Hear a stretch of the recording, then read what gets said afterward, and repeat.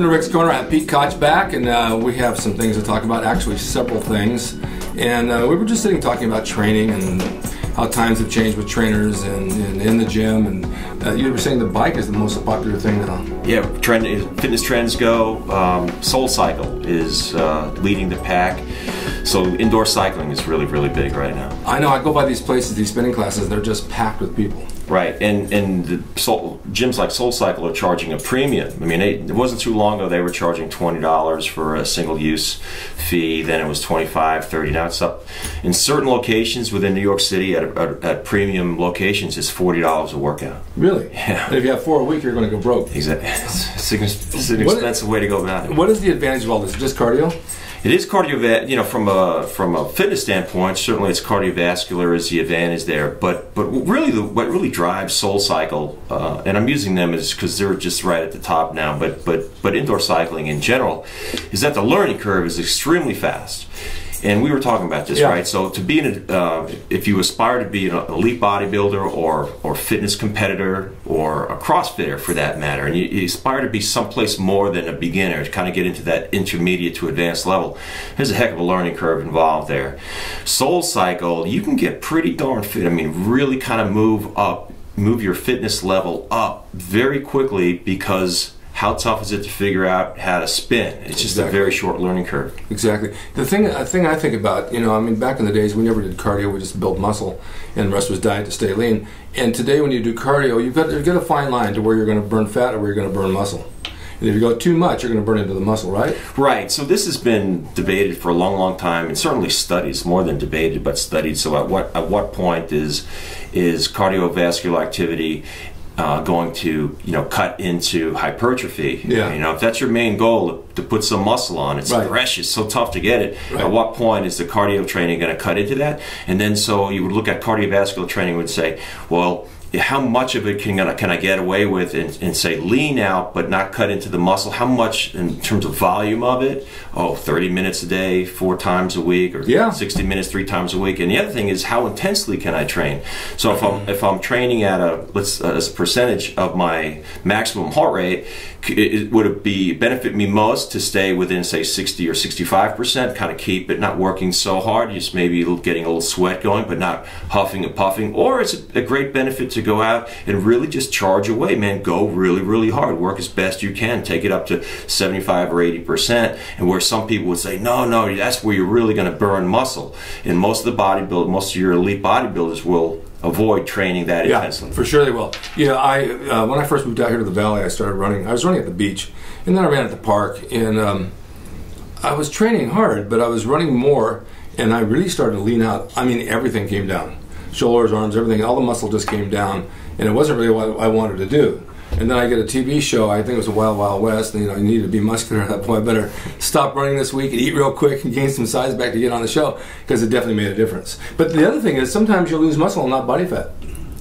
And isn't that a shame? It happens a lot. That's the ultimate. People will say, "Gee, I'm skinny fat." Yeah, right, skinny fat. That's the worst. And a lot of folks, you know, beginners in fitness, with best intentions, they end up fatter and skinnier than they started because they're doing things wrong, and it's a drag. So we try to avoid that. Well, that's a vicious cycle, because when you look at yourself in the mirror, anybody for example, and you're doing all this cardio and you're losing weight, but you also don't have any muscle, so you still look fat. So you end up doing more cardio, and you end up losing more muscle, and the fat stays the same, but you still lose weight, and you end up maybe 20 or 30 pounds lighter, but you still have no muscle. So you start thinking, maybe I should do more cardio, and then it just goes into a vicious cycle, and you never get where you want to get. And it's the same thing with people that go, I had a friend that trained out here in the ring with me. He was older, and he wanted to be muscular, but he always did the Jenny Craig diet. All right, he lost weight. He lost like 50 pounds, but he never looked muscular. And so I said, you need to change your lifestyle. You need to get on more of a high protein, low carb, not the calorie thing from her. Hit the weight a little harder. He's 58 years old. Take a little testosterone because you don't even have any. I think his count was like 32. And so all of a sudden it started to change. His body started to change really drastically. And he looked really, really good. And he got in really good shape because the diet made the difference. It wasn't just the calories. And then do you count calories? No, I don't. No, I don't either. Somebody said to me, did you guys count calories back in the 70s? No, I don't even know what a calorie was. You know, you just ate to eat. And of course you eat right, but I think when you drop the calories, you drop weight, but you drop everything. Right. So, right, that macronutrient content, it certainly does. The days of saying a calorie is a calorie it's been dispelled. I mean, it's more complex than that. The way that our bodies process, X amount of unsaturated fat versus X amount of sugar, simple carbohydrate, is vastly different. Then it has an impact on how we look, move, and feel. Tell me a little bit about macros. People always ask me about macros. I honestly don't know much about what that means. Right, so there's basically, we consider 3 macronutrients. That's carbohydrates, and there's a huge array of what's a carbohydrate. Everything from 100 grams of broccoli and its impact on your body, and 100 grams of cotton candy, both carbohydrates, right, but they can have vastly different. They will have a vastly different impact on again, the way you look, feel, right, and move. Anyway, you have your carbohydrate category, you have your protein category, and then you have your fats. There's 7 different types of fats, and it gets a bit complicated, the whole spectrum between saturated and unsaturated fats. And again, they have a powerful impact on the way that we move and feel and look. Somebody was telling me about they just developed a bar with pea protein. Have you heard of pea protein? I have heard of it, but I'm not. If any of you guys know, I'm not sure. He's sending me some samples. He said they're really good protein bars, and the latest thing is pea protein. I've heard of hemp protein, which I heard is really good. I don't take soy. I won't do that. But I won't either. Milk and egg or whey or meat or any of that stuff. So I'm not sure about all this new stuff because it's all new to me, and I hear about it and I get stories about it, but I've never tried most of it. I just get back to the same basic workouts and the diet, and But Rick, talk about figuring it out through trial and error what works for you. I remember watching one of your shows a while back, and I think it was you that was telling the story about how Vince Gironda used to say to people, or he'd say, listen, here's how I figured out what works. And he would do like 20 sets of one exercise, yes, and decide 2 days later how sore he was. Yeah. And if it made him real sore, that's exactly the muscles that it was working. And if it made him feel sore, not so sore in a different place, he learned from that. Right. For example, he'd take the rope with tricep extensions and do like 20 sets, and I don't know how many reps that one day. And if he was sore a day or two later from that particular exercise, he knew that was targeted right on the muscle he wanted. Right there. Yeah. I love the science of that. Yeah, there's a good way to do that. I was also thinking about when you work chest.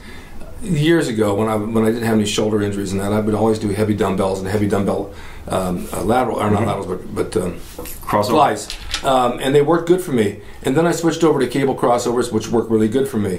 And then I started doing different things like the Pec Deck. Some Pec Decks work real well, and some don't work at all. The ones where you have to reach out with the bars this way, okay, but the ones that have the little pads in here are like perfect. And not too many gyms have those. So you have to kind of experiment with your body where you actually feel it. I always felt that the weights, the dumbbells, gave you more size. They just did. But then I'm beginning to change my thought about that, because muscle resistance is muscle resistance. Whether you use a cable, whether you use a weight, whether you use a machine, you're still getting a resistance on the muscle. Things come to my head all the time. It's like supply and demand. When you overload a muscle, it has to respond, it has to make more cells and grow to accommodate the weight that you use. So somebody said to me, did heavy weights make you bigger?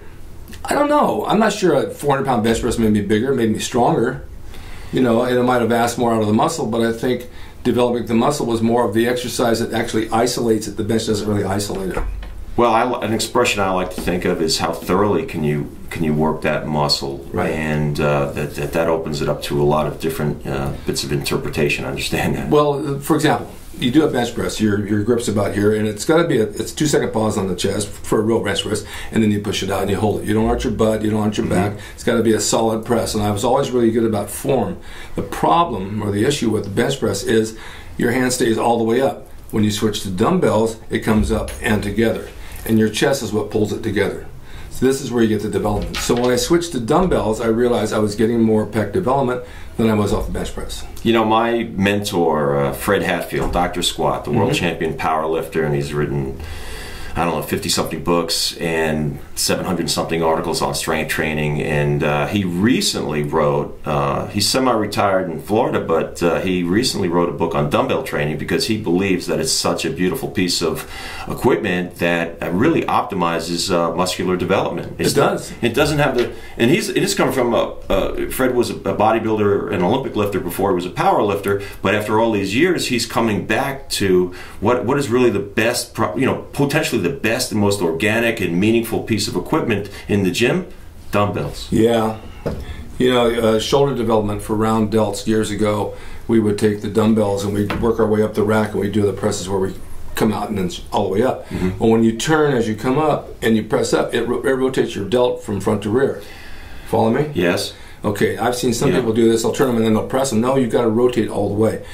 A normal press, which I used to like to do for fun, even on a Smith machine, really isn't any more than the top of your delt right here. It's not really working the whole thing. And then people would say, oh, I do behind the neck presses for my rear delts. No, it doesn't work that. Not even close.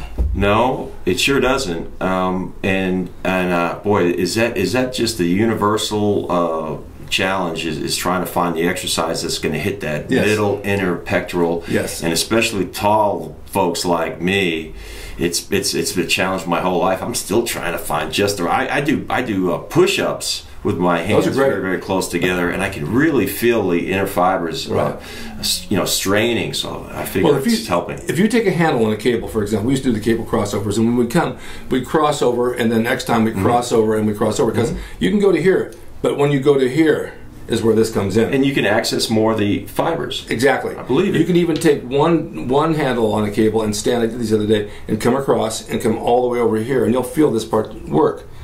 Issue I have is that my shoulder hurts so bad from arthritis. When I pull it, I get a lot of pain in the back, so I have to really kind of watch what I do. But years ago, it was one of the best movements. I love it. Yeah, I agree. And I'm still, and it makes me feel better to listen to you, Rick, and tell me that you're still fine-tuning and refining your approach to bodybuilding. It's great. You do that with age as your body changes. You guys out there, young guys, are training heavy and you're hurting yourself. I know you're doing it. I know you want to do it. We all did it. We all had that ego thing. But seriously, when you get into your 50s and 60s and 70s and hundreds like I am, stuff begins to hurt, and you can't do what you did back then. I mean, I thought at 30 I was going to be this way forever. Never going to have a problem. See these old people in the mall walking like this? Well, I'm eating with them at 4 o'clock dinner. No, it's like you can't avoid it. If you train hard and heavy, it hurts. I trained with a couple of friends of mine this past week. They were half my age, and I buried them. And I didn't mean to. I just train hard. And my daughter and my boys and my kids say, "Dad, slow down. You're too old. You're killing yourself." I don't know how to train any other way. And it does hurt the joints. And yes, I am tired after, but it's what works. You got to train hard. Not heavy, just hard. That's it. I like that. Yeah. It's an excellent phrase. Train. Now, you're a trainer. You've trained a lot of people, a lot of celebrities. Sure. Yeah. Many of you out there are interested in career and fitness and training and health and all that. And there's a group I recommend to anyone looking for this career. It's called the National Academy of Sports Medicine, where you went. I am NASM certified. Yep. These guys are really good. They're probably the best in the business, and you want to find someone that you can go with that's going to make you better at what you do.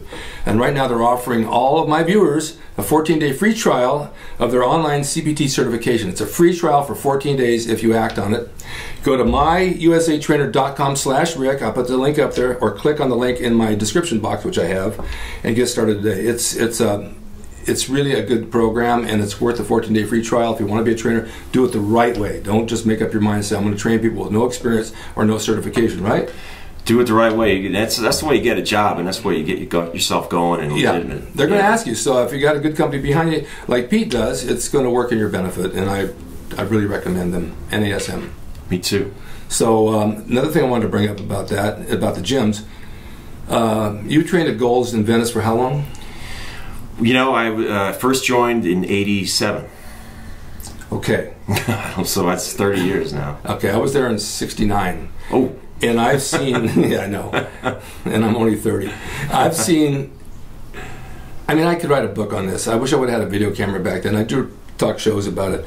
Every gym had its cast of characters. I did this on my last show. Joe Gold had his main team of Arnold and the guys, but the guys behind the scenes, there's probably 20 or 30 guys who aren't pro bodybuilders. They just work out and they're part of the group, and we'd all hang as part of the group. And those are what made life interesting, because they were fun guys, and you don't see that too much in the gym today. Now, the 70s had their group, the 80s had their group, the 90s theirs, and then 2000 theirs. But I know that the biggest, from the 70s, where we set the standard to make it the Mecca, really became the Mecca more in the 80s.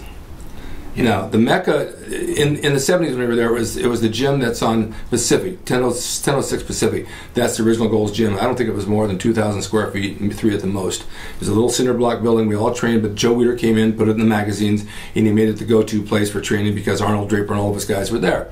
Okay, then Joe had sold it and moved on. I went through this story to 2nd Street, and then it's over on Hampton now. Hampton is, I don't know how many thousands of square feet. Probably. It's 26,000. Is it 26,000? Yeah. Oh my God! You know that. Talking to Ed about that. I know that. Yeah, talking to Ed Connors about 26,000 square feet coming from 3,000 is a huge deal. Well, sure, everybody was there. Hulk Hogan, Mr. T, the Barbarian Brothers in the 80s, Rick Valente, all those guys, and it really became a strong mecca of bodybuilding.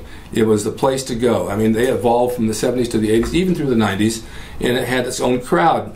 I can go down there any time of the day and know at least 30 or 40 people that were friends of mine from the past or currently. Well, the thing I'm getting at is, I went down last Sunday when I dropped my girlfriend out at the airport at 9 o'clock in the morning. I had nothing to do. I called you. You were going to watch a football game. Yeah.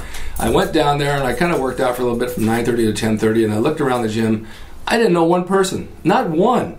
2 people came up to me out of town and said they watched my show that I just met. But looking for the old guys, the bodybuilders, gone. There's nobody there. So I went down this last Sunday at 4 in the afternoon because I had to go back and pick her up at LAX. I stayed home for a week with the dogs. And I talked to the guys at the desk. I'm looking around the gym. I said, what happened? No one's here anymore. He says, I don't know. Someone was asking about you this morning, but he said, I don't remember who it was. I didn't see one person I knew, and it's kind of sad because everybody's gone. I mean, I heard a lot of people move to Vegas. They moved to Vegas, and the membership is down. Actually, as crowded as it can feel sometimes, the membership's actually down there, and it's changing. I think Venice is sort of gentrified. It's just the neighborhood's changed a bit. Yeah. So it's more trendy. It's more trendy now. They got some nice little restaurants and things like that. But I used to like to go down, go to the firehouse, and get the pancakes and do my thing. And then last month, my girl and I went down and we went to the Rose, which I never used to go to, but they remodeled. Rose Cafe, yeah. Yes. They have really good food and have an unbelievable bakery with bread pudding and all that good stuff. They've got a liquor license there now, yeah. So they've totally revamped that place. A legendary Rose Cafe. Sure. Yeah, yeah. It's good to see it back. I don't know what's doing to the firehouse, but it just, the firehouse doesn't get the guys it used to get. No. But I still see a lot of the folks that, who gets the tourist crowd, the folks that come from, mainly Europeans that come and get a day pass to Gold's Gym, and then they generally walk down a block to the firehouse. Yes, that's true. I've met a lot of people. Kind of nice. Yeah.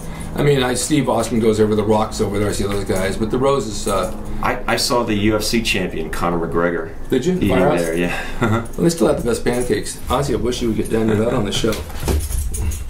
Now, I want to talk one more thing. You have a show. Yeah. A YouTube show.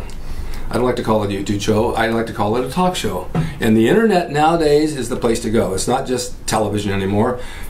People don't watch TV like I do at night with Criminal Minds and Shades of Blue and all these crime shows. I like those. But kids are on the internet. Everybody's on the internet. Everything can download on the internet. You can watch it any time of the day. You can see the show any time of the day. You can see your show any time of the day. Yep. Now, you started this show when?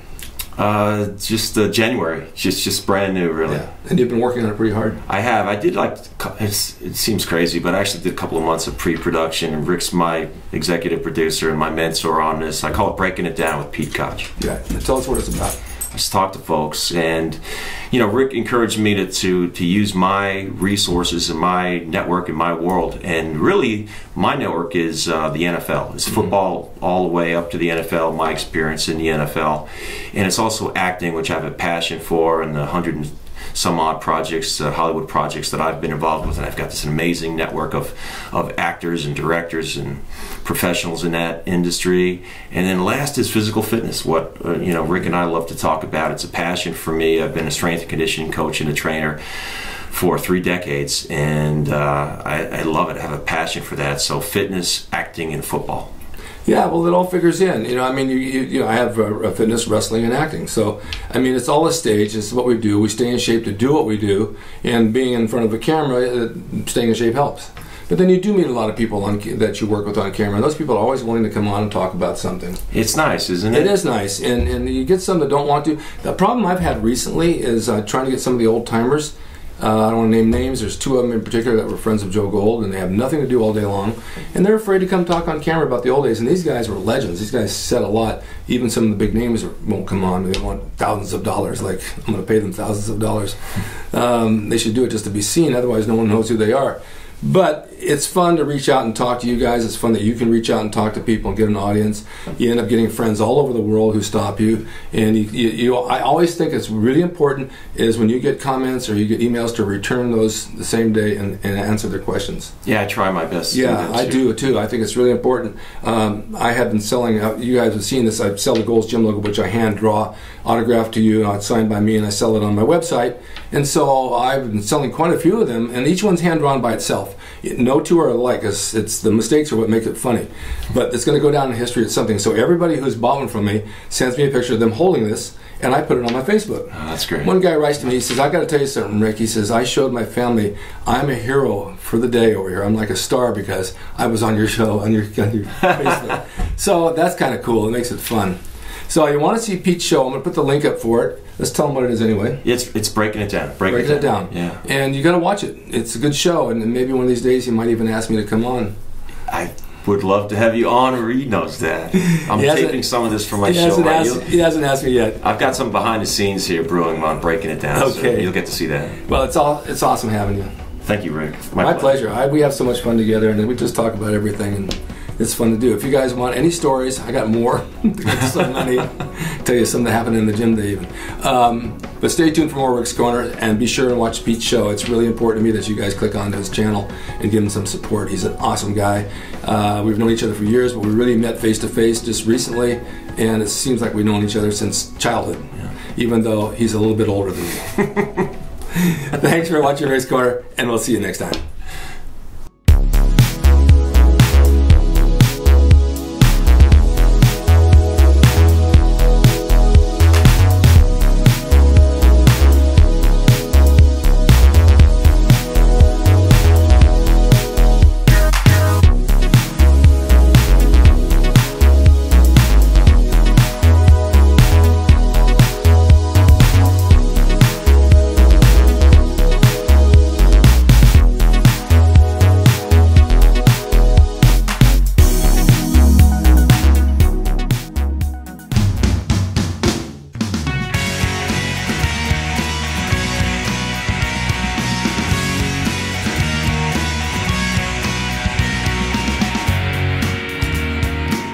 It's rickdrasin.com. He is the equalizer, baby. See you next time.